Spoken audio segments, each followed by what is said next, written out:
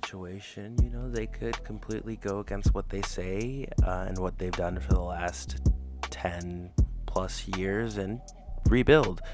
I don't see it happening, but you could. That the Pistons are escalating talks with several teams to trade Andre Drummond.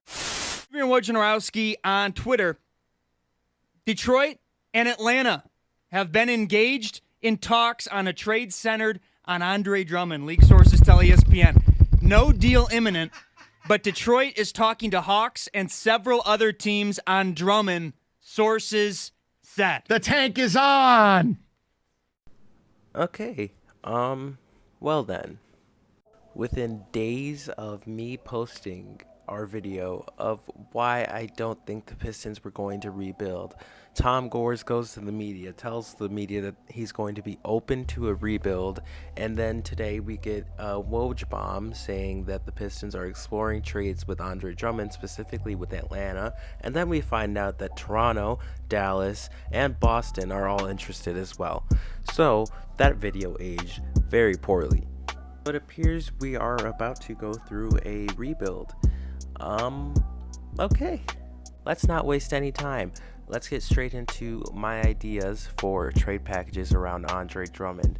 And it's based around the fact that Dallas, Boston, Toronto, and Atlanta have all inquired about Andre, meaning there's a bidding war going on, which means his value goes up. So based off of that, here are my trade packages.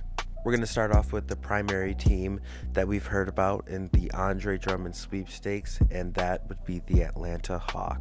I have Atlanta giving up Alex Len, Chandler Parsons, and Cam Reddish alongside Brooklyn's first-round pick in exchange for Andre Drummond and Tim Frazier.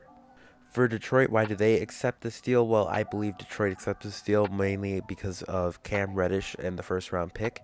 Alongside Chandler Parsons and Alex Len, who are expiring contracts, which gives them salary relief going into free agency this summer, which they are looking to have a lot of salary space to make as many moves as possible and sign possibly a few big free agents. Going back to Reddish in the first round pick, well, Detroit receives Reddish, who is a struggling rookie so far, but he shows a lot of potential to be a really solid NBA player who would be nice to build alongside Sekou Doumbouya and Luke Kennard with, and they receive Brooklyn's pick, which will more than likely be a mid-first round pick, but a first round pick nonetheless. As for Atlanta, why do they take this deal? Well, they get an all-star center to pair alongside Trae Young, and Andre Drummond has never had a true star point guard like Trae Young to play alongside with, so that team could be very, very, very exciting. This would obviously mean that Atlanta would try to retain Andre Drummond in free agency, giving them a really solid young core to build around for years to come, and they could be a very, very, very exciting team. Up next, we got the Celtics, who trade Gordon Hayward, Memphis's top 5 protected pick, and Daniel Tice in exchange for Andre Drummond and Langston Galloway. I think this trade could be beneficial for both teams. For one, I'm going to start with Detroit. Well, I think Gordon Hayward could add a lot of help at the wing position, which they need a lot of help in. And they also get Daniel Tice, who can give them minutes at the center position, which is an improvement over someone like Thon Maker getting those minutes when someone like Andre Drummond leaves. They also get Memphis's first-round pick, which could fall into their laps if Memphis falls out of the top 5 in the draft lottery. The Pistons don't necessarily have to tank this season in order for this to be a successful trade. They could still push for the playoffs. And for Boston, well, I think Boston becomes contenders if they accept this trade. Andre gives them the center depth they need. He's the star center that they're missing. Enes Kanter and Daniel Tice are good, but they're not good enough to push you into the playoffs against someone like Joel Embiid or Giannis Antetokounmpo and Brook Lopez. Andre Drummond gives the Celtics the center they have been missing very sorely ever since Al Horford left. Andre will be giving them the muscle they need at the 5 position, and they will be getting Langston Galloway, who's had a very solid shooting year this year, shooting about 39% from 3 and 43% from the field. He's a knockdown shooter and has been averaging 11 points, 2 rebounds, and 1 assist for the Pistons this year.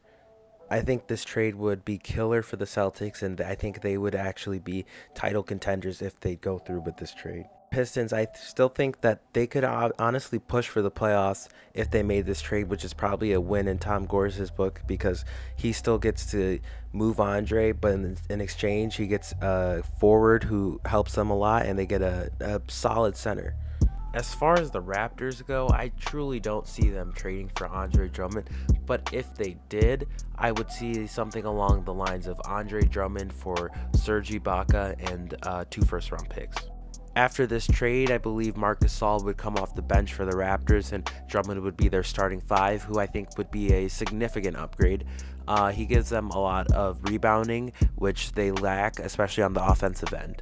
And with a team like Toronto, whose offense can sometimes be stagnant, adding someone like Andre Drummond to help with the offensive rebounds and the putbacks would help create a lot of shots and create more offensive opportunities for them. And for the Detroit Pistons, well, they get cap relief after the season if they choose not to re-sign Serge Ibaka, and they also get 2 first-round picks. The first-round picks are likely to just be end-of-the-draft type of picks, but they're first-round picks nonetheless. And once again, once Serge Ibaka is off the books after this season, the Pistons get that cap flexibility, which they are clearly pursuing in these Andre Drummond trades. But nonetheless, in this trade, I have the Pistons receiving Courtney Lee, 2 second-round picks, Jalen Brunson, and Maxi Kleber from the Dallas Mavericks in exchange for Andre Drummond. Again, I feel this is the weakest of the trades as far as the Pistons go, because they're receiving Courtney Lee, who is an expiring contract, so that's something they're looking for.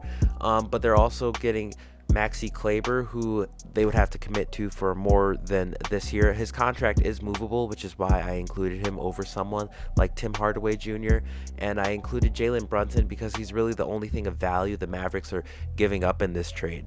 The real benefit of this trade for the Pistons would be receiving Jalen Brunson, who isn't necessarily a 5-star prospect, but he's a young player with a lot of potential, and they will need his point guard depth, especially if they're trading Derrick Rose and Reggie Jackson, if they truly are selling at the deadline. For the Mavericks, Andre Drummond is someone who they've been pursuing for a very long time, even before these rumors kind of blew up when Woj reported them.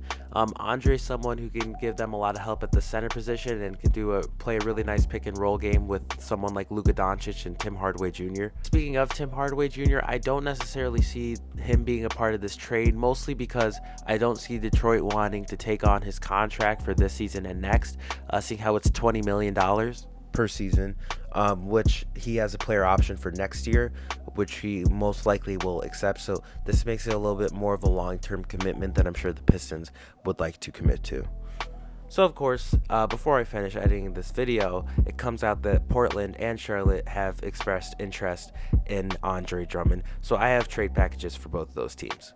For the Charlotte Hornets, I have them trading Bismack Biyombo, Marvin Williams, and their 2020 first-round pick with a top 5 protection in exchange for Andre Drummond. For Detroit, they received 2 expiring contracts in Marvin Williams and Bismack Biyombo, which match Andre Drummond's, and they get the most important part, which is Charlotte's first-round pick for this year, which has a top 5 protection, but it's unlikely that Charlotte gets a top 5 pick this year, considering the fact that they're kind of a fringe playoff team.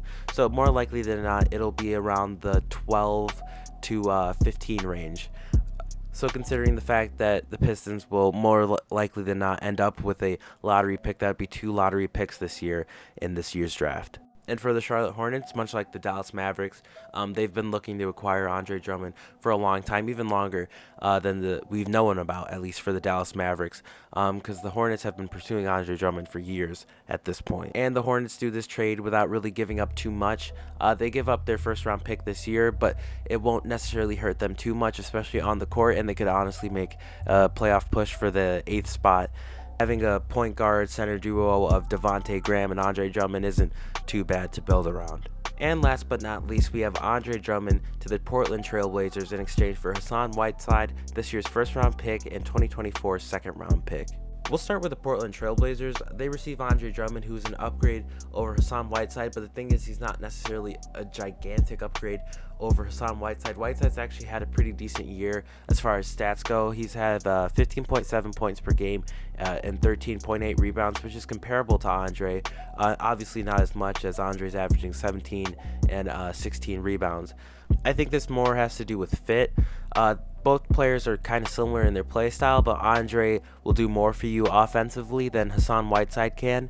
And I think that's what they really need to get their offensive game going. The Trailblazers have had kind of a rough start to the season. They're 9th in the West right now, and obviously they can still make a push for the playoffs, and I think Andre Drummond helps them a little better than Whiteside does at the 5 position. So that'll do it for all the Drummond trade packages I had in mind. Based on the teams we know have expressed interest in Andre Drummond, let me know who you think the Pistons should trade Andre Drummond to and what they should get in return in the comment section below. And make sure to subscribe. We're getting that close to 1,000 subscribers, and click like on the video, and I'll catch you next time.